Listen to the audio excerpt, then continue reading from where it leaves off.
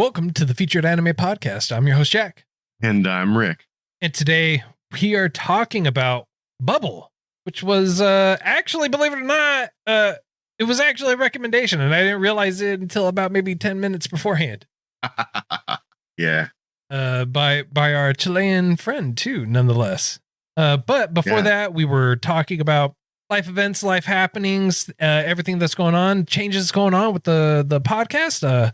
As some of you may have heard on some of your feeds, you may have noticed ad playing before the podcast now.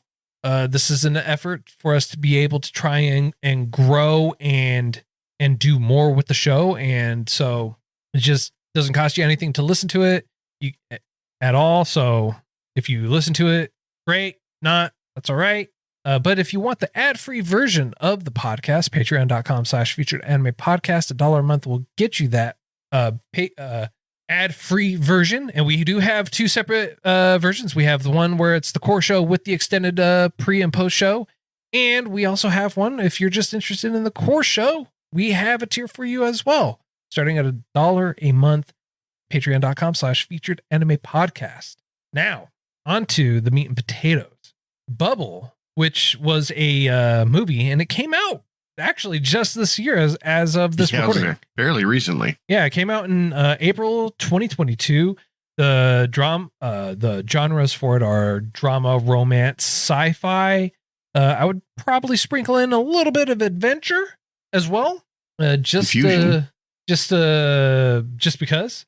And it's an original, and it ran for an hour and 40 minutes. Yeah. Honestly, I didn't really feel the hour and 40 minutes, you know? Yeah. It felt a little bit, a little shorter than that. So that's a good thing. I didn't feel like I wasted an hour and 40 minutes of my life. Right. Yeah, no. This was one of the better ones. And one of the interesting thing is, for this show, for this movie, what a lot of people end up doing is they are doing parkour, so to speak. Yeah.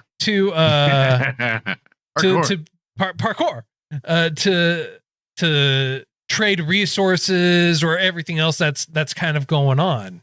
And what had happened was there was this bubble, or these bubbles just like started appearing around the whole world, right? Yep.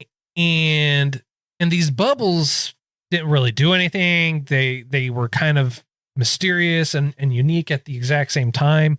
And no one really knew anything about them until they all started basically concentrating on Tokyo, which there was a giant bubble. And inside that bubble, there was this cataclysmic event that happened. So basically there was an explosion with a bubble. The bubble blew up. Okay. And gravity distortion started appearing everywhere, and it flooded.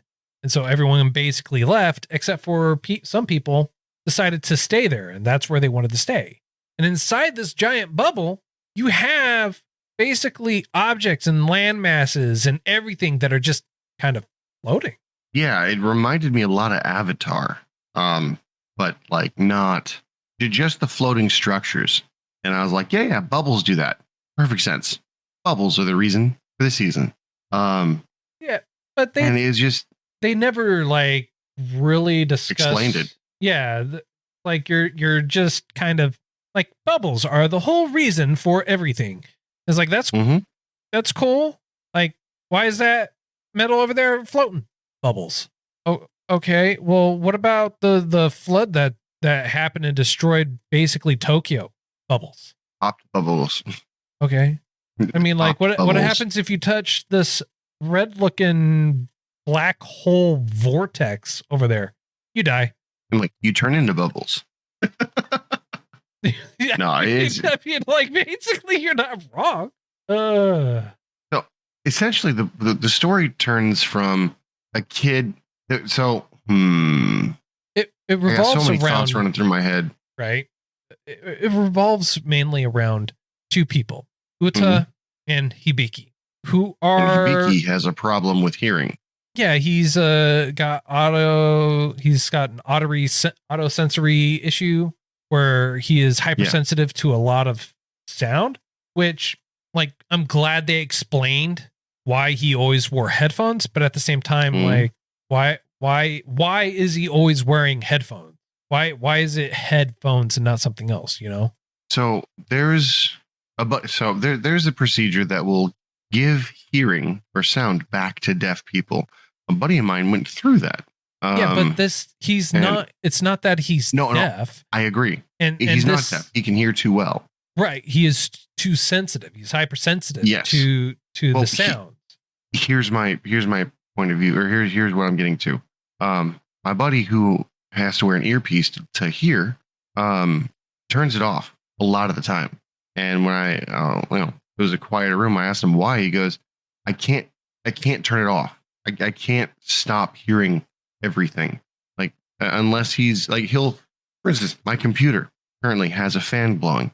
He'll hear that. He can't like tune that out. He can't stop hearing certain sounds. And that's what this character's problem seems to be. It's just too much. That's not answering my him. question though, man. That's really not. Like, what was your question? My question is, why is he using headphones? You're describing the reason why someone turns off their hearing aids, and I understand why they're turning off their hearing aids. I have a friend that's part of hearing as well, you know, and he has to occasionally turn off his hearing aids so that way he could just like tune stuff out. And he has been told several times, it's like, you can't do that. You have to just let it do that so that way your mind can learn and program itself to be able to automatically block those noises out. That's not what's going on here. He is hypersensitive to the sound that is happening. And it's not that he hears it all at once. Yeah. Well, it's not that he hears it all at once. He hears everything, and I'm assuming it's amplified too. Oh, yeah. The way that it was kind of brought to my attention is when he did a flashback where he was in the middle of public transit, essentially holding his head because the sound hurt him. He couldn't differentiate, couldn't stop hearing it all, you know? Right. And it could also be that everything was too loud because his hearing might be too good. Yeah, his hearing might be too good. His hearing could be too sensitive, right? And it's not that I went through and did a lot of research on it because I have not. I don't know enough about the subject or him or anything having to do revolve around him or a specific use case, anything like that. But again, my question is why was he using headphones? Because when we flashed back, he wasn't using headphones. He was using noise canceling earmuffs. Okay. Why headphones, which are less effective? Like, I know he's not walking around bumping music. He's not going around bumping music. So not that at all. Okay. That's my question is that why headphones? Why not noise canceling earmuffs? You know? Well, see, I didn't realize they were headphones. I thought they were noise canceling earmuffs. I thought because there's no sound coming out of them. They're not plugged into anything. There's no cable attached to that doesn't mean anything. They could be Bluetooth. I know. However, I don't really see Bluetooth being there that well, so to speak. What do you mean? I mean, the only people that are using any kind of technology are the morticians or the undertakers. What do you mean that they're the only ones that are using technology? Like literally everything that they're doing has technology. They're on a boat. They're using ships. They're using computers. They're using all kinds of stuff. They're using technology to be able to cook and things like that. They could totally have the technology to be able to do that. It is not that far fetched. This is not like it's a far removed situation. They're in Tokyo and they are getting resources and everything like that for it. Okay, so I'll have to retract that. Then you're not wrong. In my experience, headphones. So I've seen one other anime where the character had super hearing or really strong hearing, and he had used headphones very similar to the ones that we see in here. Yeah, and essentially what happens is they used that as a crux, and when he would remove the headphones, he'd have super hearing, and basically he could hear the sounds of the machine and the sounds of a clock and what's wrong. I was going to say he could hear the bubbles, just the song that they're singing, so that he can differentiate which bubbles are good to stand on, where they're going to go, and even still standing on bubbles, jumping off bubbles. What kind of bubbles are these things made out of? I mean, it's not that they're just jumping on them. They're jumping on and off and using them and bouncing around and using them for all kinds of stuff and ricocheting their hopes and dreams off of these bubbles and everything. It's they're magical bubbles, man. I mean, like, in case you forgot, sir, we have our main female protagonist, Uta, who was made of bubbles. Was a bubble made of bubbles. Yeah. By the Bubble Empire to be bubbly. I mean, like, it's not just that. It's just like she's magical, Yeah. And no, I mean so I'm gonna. Maybe they're trying to throw a story out there. I don't know. Maybe they're trying to throw some kind of similarity, some nostalgia, some odd version of the Little Mermaid. Yeah, and they made a few references to the Little Mermaid, so it's kind of interesting that they went that route, because I'm finding that to be a common theme over the last few movies that we've seen, where they're either telling a story or referencing a story of the Little Mermaid. Can you give me a different example? Josie, the Tiger and the Fish. Okay, I can see. I guess I can see that. I don't know. I saw this and I drew some similarities. I saw a few things going down, but it didn't really make too much sense to me. I didn't really see the similarities. And you're the prince. What? First words out your mouth. You're the prince. And can you explain to me why? She was the only one when Uta touched our main protagonist did she turn into bubbles? Every other time that she was touched by anybody, perfectly fine. Case in point, she was snuggling with the lady. I thought for sure that he didn't make it off that platform, that he was living in a death scene. Like, his mind was creating a life for him that was ideal, where he was the main protagonist and he was dead. Okay. That's what I thought. I mean, it worked. I don't know. I don't get, like, I understand that they were trying to draw similarities and turn this into kind of like a Little Mermaid-esque style story where you dealt with the prince and the princess and they were there together, just kind of learning and going about life. And like, they kind of played on that a little bit too. So like, the mermaid really couldn't speak, like in the Mermaid. The prince was kind of like whatever, like how he was at least in the Disney version of the Little Mermaid.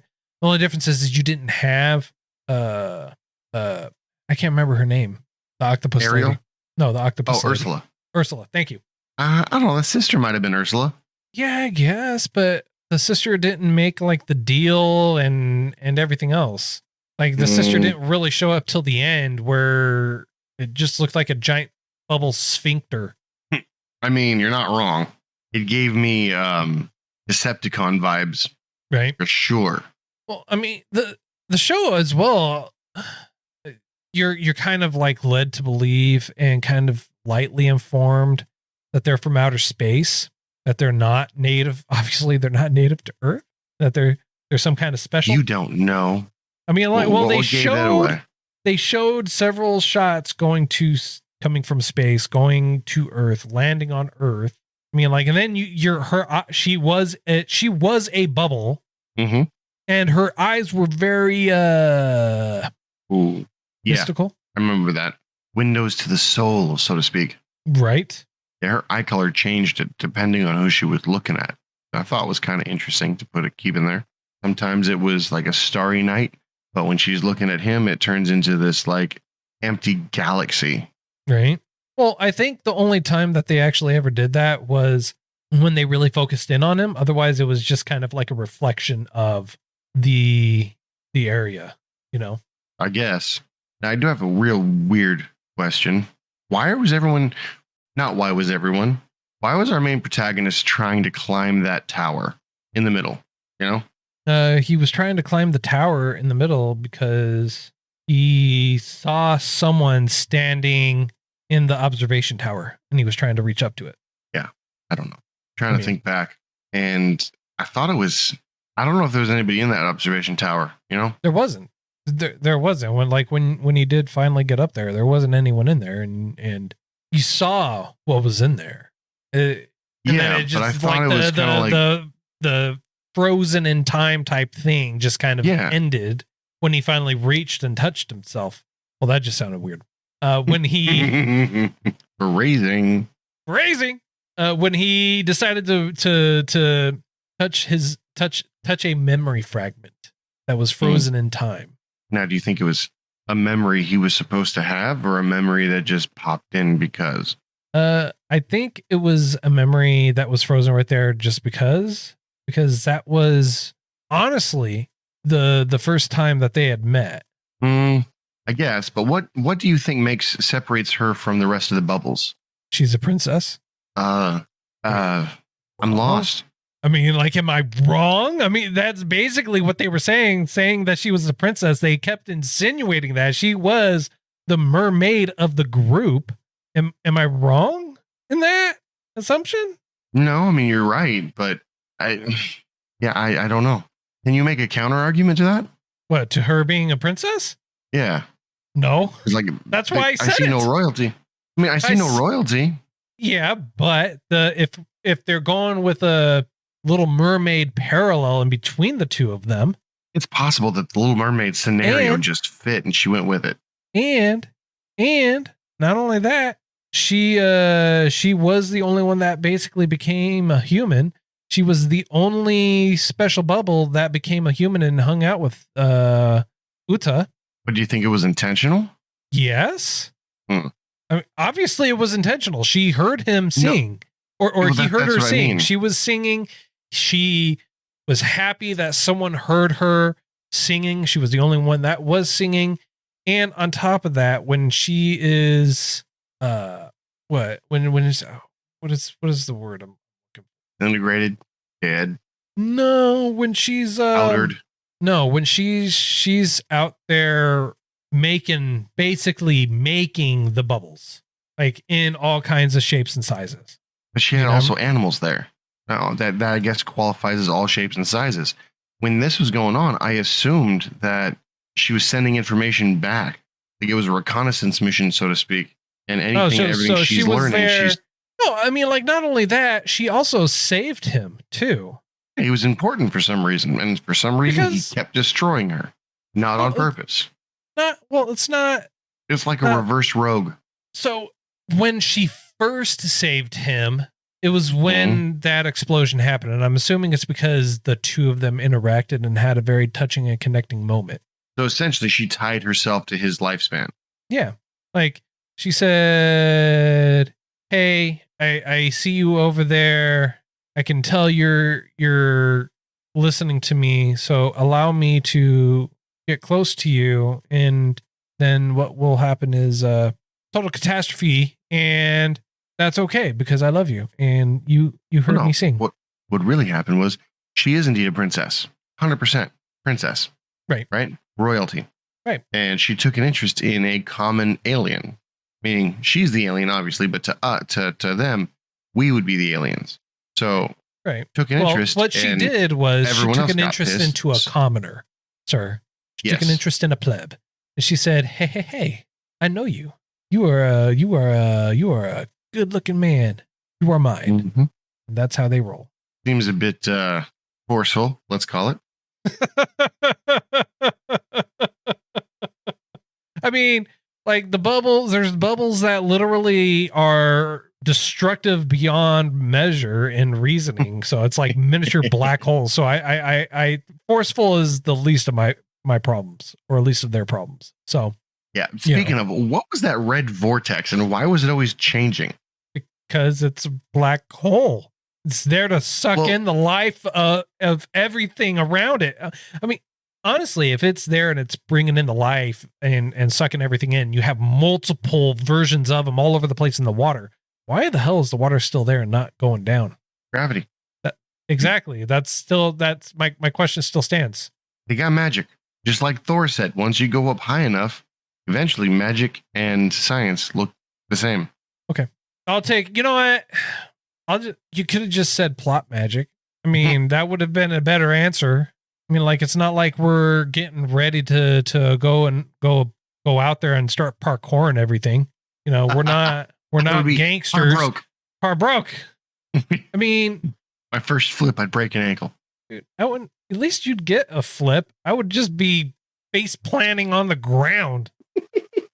And they're sitting there parkouring, doing these massive, miraculous flips and feats and everything like that. And I'm just like, I wish I could do that. I wish I could do that. I know I can't.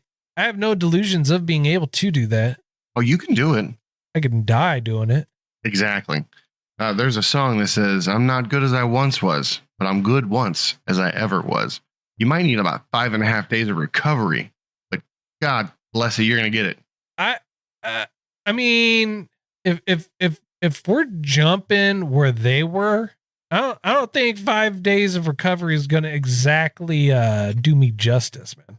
Oh, what do you mean? Landing from like a 35-foot drop onto your knees and just running it off is not normal to you? I mean, they are on a weird island or a weird gravitational thing. So maybe a 35-foot drop is more like a 4-foot drop for us. No, I'm gonna go with magic. I mean, like, speaking of magic, speaking how of did magic, that chick with the hand talk What? normally What? from the Undertakers? What do you mean? How did she walk normally? She walked normally. Talk. Well, I'm assuming that it really wasn't her speaking or the person speaking. I'm assuming that it was someone else remotely speaking to them. That makes some sense. That makes a lot of sense, actually. I mean, because they're always wearing masks. They have an automated thing. You never hear them actually talk, and they're actually all guys, and the voice was a woman. So it's that, or they're just using an automatic, like something that gives automatic reply, like an AI. But still, yeah. But still, that's the best argument I have. I don't trust that that's it. I don't trust that that's all it's going to be. But still, there's more. So, I mean, why not? now, just minor twist. What would have happened if a human went into that black hole thing? Those two touching black holes, isekai somewhere possibly. I'm hoping. Wormholed into a new area that you're stuck at for all eternity. I mean, like, it could be that they just create another giant bubble sphincter. Or I was gonna say, or they just go to a bubble world where everything's bubble and they're the anomaly. I mean, I think that could work. I mean, I got no problem with them being in the bubble world. Just imagine, sir. Imagine, if you will, a wonderful world where hammers and birds and fish and cups, cars and buildings and cats, all No dogs. bubbles. Well, I mean, like, we didn't see dogs here. We just saw cats. So I'm only going to assume cats. I'm assuming they're prejudiced against dogs, which is all right. I mean, like, whatever. It's cool. Well, the thing I never understood is you could go in and out of that whole bubble. And the reason I think that is the Undertakers were like, we're going to record this whole thing so we can make more money. And our benefactor gave us these awesome boots. In my mind, they never say you can't. In fact, they said a lot of people just bust in there, live there, and are actually from the original world outside the bubbles. And like, you have like homeboy, what's his face? Shin, who lost his leg. I mean, I don't know about you. I don't think you have standard the medical advances inside the bubbled area where it is completely defunct and devoid of medical technology. I mean, like, you're in there just on a floating island, so to speak, buildings, on boats, everything like that, where everything is where all parkour fights are for resources, basic necessities and needs. I don't think he's going to get a brand new leg to begin with. Where are they getting their basic necessities to begin with? They're not infinite. For sure, they're not infinite. Let me tell you about the birds and the bees. And this, I already this know little about thing, the bees. They stung the crap out of me yesterday. And this little thing called going outside the bubble, grabbing the majority of what they need, and bringing it back in. I mean, that does seem a bit hypocritical, though. How? It can't. I mean, I'm sorry. We're talking about an anime where there's literally floating land masses, floating trains, floating buildings, floating everything, giant red sphincter bubbles. All right. You got like all kinds of stuff happening. Like, why wouldn't you? Because why? Because of plot armor. No, sir. if you're gonna do it right. It's not because of plot armor. Plot bubbles. Thank you. Exactly. Because of plot bubbles and low gravity and the undying love of a bubble princess. A bubble woman who's a mermaid, apparently. Now, it was kind of sad, though, because they went the powder route where our mermaid decided that it was time to go. And when she passed on, she turned into a form of raw energy. Well, they went the route that everyone else goes for, right? When it comes to the Little Mermaid, she went back to where she was, which was bubbles, sea foam. She was sea foam. She turned into sea foam, and she turned into sea foam. That's a hell of a thing. And then she goes, "I'm happy to. I'm looking forward to it," or something like that. I mean, like she was happy don't be sad that this is here. I have no regrets. Good for you. What about him? You just destroyed his adolescence. I mean, she was just happy that she got to be with him and experience the life that she never thought she would. You know, she got to spend a very, very nice, wonderful, meaningful time with her man. Like, what's not to like about that? I'll tell you this, man. The music in this anime, the music and the artwork in this is honestly great. They spent a lot of time. They spent a lot of time and a lot of money. They put the effort in, and it showed. It certainly showed. Like there was no denying that. There was no denying that they put the time, the effort, and energy into it, and it made the whole experience honestly enjoyable. Really? Yes. That's why it was enjoyable to you? I mean, like it could have been total train wreck. I mean, like you could have just a few train wrecks in there. It could have been. Hey, you know what? It could have been you or me in the background singing, and I'll tell you this right now: if it was us singing, yeah, no, it would have been a little bit on the bad side of things. A little bit, bruh. It would have been beyond train wreck. All right, it would have been cataclysmic event on a global scale, or a bestseller. You don't know. I mean, being that I listen to us all the time, I know, I know. I know. I know. All right. It's would have been worse if we were there. Like we would have thought we would have been there helping out, and instead what we are is we're the kid at the very beginning that's hanging on for dear life because he screwed up and thought he could do something he obviously can't do. Yeah, and then plot comes and saves our ass for no reason. Hang on. Hang on. Huh? Not for no reason. Not for no reason. Because we deserve it. Exactly. You know, the really sad part is watching this show, a bunch of other shows popped into my head. Family Guy's Spider-Man, everyone gets one. Everyone gets one save. I mean, and I was thinking, not true, though. That's not true. Well, in this one, everyone gets saved multiple times. They're throwing a bunch of different references in there, like everyone gets one. No, I mean, like everyone gets saved multiple dozens, hundreds of times in this show, man. I mean, like you can't deny that. You can't deny the fact that everyone has been getting saved left and right, mainly by Uta. Yeah. I mean, like they built up Homeboy to be like this miraculous, magnificent parkour dude who can like walk on water basically and is awe-inspiring. And it turns out he's no such thing. He's just, at all. He's just some kid who needs the help of others. Yeah, I mean that's kind of it's a solid story. It's a solid foundation. Yeah, I was gonna say it's a good moral lesson that you can't do it on your own, no matter how talented or heaven-defying your abilities are. Still got to come from somewhere, you know. No. What you mean, no? I refuse. I'm just that magnificent. Yeah. You're not the magnificent Karabuki. You mean the magnificent Kotobuki? Yes. I mean, like, if you're going to say it, at least get it right. You knew what I was talking about. Only because there's only one. There only needs to be one. Yeah. No, it's just that this one. It was great, man. This one was a good show. I enjoyed it. It was one of the ones that I kind of want to see more of it, but at the same time, I think that the ending they gave it wasn't bad. You've seen, so there's an older movie called Powder where the main protagonist dies and essentially spreads himself across the entire world, and everyone gets a piece of his either peace, knowledge, not really ability, because he didn't have any ability except attracting lightning.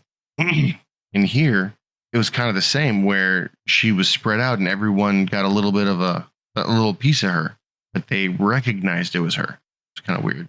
I mean, I guess.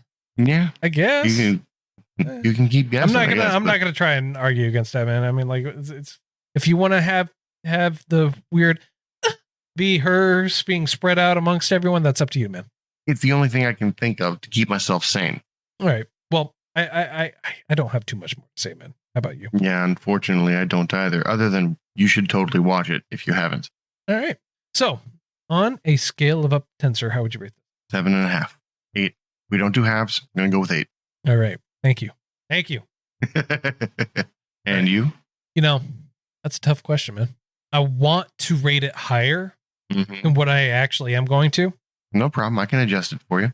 But I can't rate it higher because you know, like, it's got like some plot flaws in it. Just a few. Just kind of holding me back. It was great. I love the artwork. The music was wonderful, and story was just there. It was a nice little love story. The ending was kind of unique for the ending credits. It made it feel like she came back to life, and that's this or that, or however you choose to interpret it. So I'm gonna go with a 7. Hey, far closer to my number than I thought you were going to be honest. I'm gonna go with. I thought you were going to bust out like a 5 or a 4 because the ending was confusing. I mean, I was gonna go with like a 5 or 6, but because it did bring me some joy, I did enjoy it. It was entertaining. I went with the 7. I talked myself up to a 7. Okay. All right. I talked myself up to an 8. So I mean. All right. Well, there you go. Okay. All right. Next week's choice. Yes. It's going to be Promare. On air. Nice. Something. Air. On air with Nick Cage. I'll take it. What? What you're saying sounds like Con Air, and I was like, "Ooh, Con Air with Nicolas Cage sounds good." Promare, Promare. What do you think it's about? Well, I think it's about an anime that is that is very, very watchable. Is it a movie? That I know, if I remember correctly, I think Jeb is in our Discord has actually talked about it a couple of times. Oh, okay, cool. Well, that's all the time that we have for today. If you feel like we got something right, something wrong, just did it too much justice, not enough justice, just confusing as all hell, like the show, like the movie was, or anything else that was in between, feel free to reach out to us, featuredanimepodcast@gmail.com, at Those Anime Guys on Twitter, Featured Anime Podcast on Facebook. If you want an ad-free version of this podcast, we do have patreon.com/Featured Anime Podcast. $1 a month will get you access to the ad-free version or access to our bonus content. And it looks like we're going to be revisiting Overlord Season 1 for this week's choice. So it's a nice change from the running past few that we've seen, which yeah. Starting to make me think that our patrons like torturing me. Yeah. I mean, like you know what? The only reason why they changed it is because I said I can understand you doing this to Rick, but not me. And I said, you're right. We shouldn't torture you, Jack. Yeah. So Jack deserves a break. Jack deserves a break. Not Rick. Rick, you still have to watch the other one. Yo, okay. I had a dream that you and I went on the podcast and we started talking about different anime. The problem is you knew what we were supposed to watch and I didn't. So I came up with something that was close to it. You never know what we're supposed to watch, but we'll get into that. We'll get into that afterwards. We'll get into that afterwards. Well, that's all the time that we have for today. Thanks for joining us. Promare is next week's, and until next time, I'm Jack. I'm Rick, and we'll see you next time.